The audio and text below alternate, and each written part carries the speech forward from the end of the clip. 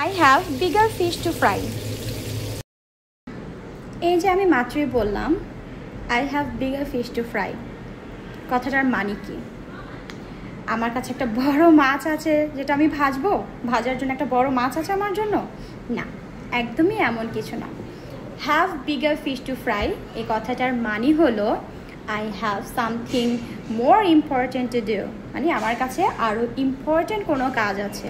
আমি ছোট কোনো কাজ এখন করতে পারবো না, ছোটোখাটো কাজ করার আমার এখন সময় নেই, কারণ আমার কাছে একটা বড় কাজ করার আছে যেটা আরও বেশি important.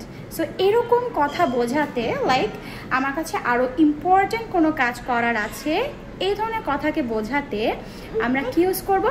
Have bigger fish two fry. So আমি যদি এখন একটা এক্সাম্পল দিয়ে তোমাদেরকে বোঝাই, I can't help you right now, I have bigger fish to fry, মানে আমি এখন তোমাকে হেল্প করতে পারবো না, আমার কাছে আরও ইম্পর্টেন্ট কাজ আছে করার মতো।